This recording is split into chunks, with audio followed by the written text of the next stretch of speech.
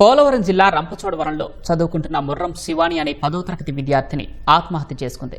మండలం ఇర్లపల్లి గ్రామంలో బలవన్మరణానికి పాల్పడింది. రంపచోడవరం ప్రభుత్వ ఉన్నత పాఠశాలలో 10వ తరగతి చదువుతుంది.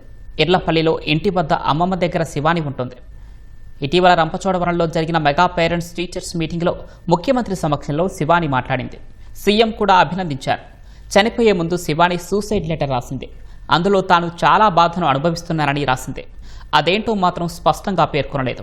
ఎమ్మెల్యే శిరీష మృతదేహాన్ని సందర్శించి నివాళి అర్పించారు. విద్యార్థి మృతదేహాన్ని రంపచోడవరం ఏరియా హాస్పిటల్కు తరలించారు. జిల్లా కలెక్టర్ దినేష్ కుమార్, జేసీ ప్రశాంత్ కుమార్ ఆదేశాలతో పోలీసులు కేసు నమోదు చేసి విచారణ చేస్తున్నారు.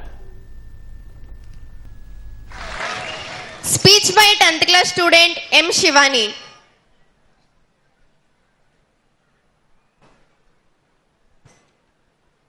సభకు నమస్కారం. నా పేరు శివాని. నేను 10వ తరగతి చదువుతున్నాను. ఈ రోజు గౌరవ ముఖ్యమంత్రి శ్రీ నారా చంద్రబాబు నాయుడు గారు పాల్గొన్న ఈ మెగా పీటీఎం 4.0 వేదికపై ఇలా మాట్లాడే అవకాశం రావడం చాలా గర్వంగా ఉంది.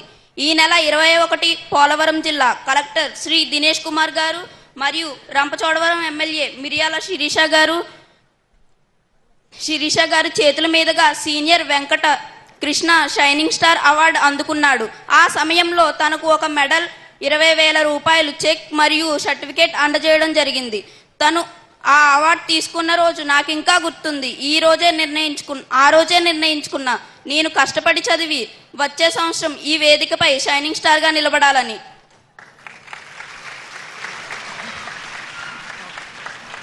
Thank you, Shivani, for your wonderful speech.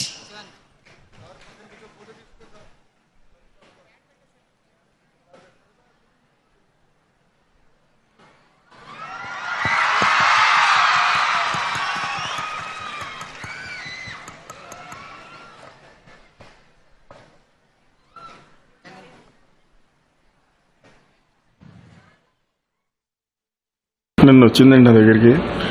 సాయంత్రం దాకా నా దగ్గరే ఉందండి.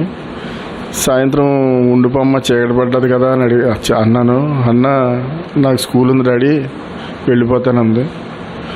సరే అమ్మా అని చెప్పి మా బన్నీ కొడుకు చిన్నోడు ఉంటే బొడ్డాడు వాడిని వాడిని ఇచ్చి గోకవరం కాంప్లెక్స్కి తీసుకొచ్చి బస్సు ఎక్కించానండి. బస్సు ఎక్కించి ఇంటికి మళ్ళీ మధ్యలో ఫోన్ చేశానండి. ఎక్కడ ఉన్నామ్మా అంటే వెళ్తున్నాను డాడీ, దారిలో ఉన్నానంది. ఇంటికి వెళ్ళాక ఫోన్ చేయమన్నాను. ఇంటికి వచ్చిన తర్వాత ఫోన్ చేసి డాడీ ఇంటికి వెళ్ళిపోయాను డాడీ అని చెప్పిందండి. అదే లాస్ట్ మాట అండి నాతో మాట్లాడడం. చంద్రబాబు నాయుడు గారితో ఫోటో తీయించుకున్నాం చక్కగానే, నీ లైఫ్ బాగుంటుంది, నువ్వు మంచి పొజిషన్కి వస్తావంటే నీ పరువు నిలబడతాను డాడీ అని చెప్పిందండి. నీ పరువు నిలబెడతాను డాడీ, నేనంటే ఏంటో చూపెడతానంది. ఇదేనేమో నేనంటే ఏంటో చూపెట్టడం. అందరికి వచ్చిన కష్టం ఏంటో నాతో చెప్పుకుంటే నేను ఏదో చాలు చేద్దాను. పోనీ బాధతో ఉందంటే బాధతో కూడా లేదండి, నేను ఆనందంగానే తిరిగింది. ఇంటికి వెళ్తున్నానండి, వెళ్ళాను. చాక్లెట్ కొనమంది 100 రూపాయలు 5 స్టార్. సరే అమ్మ కొనుక్కోని డబ్బులు ఇచ్చానండి.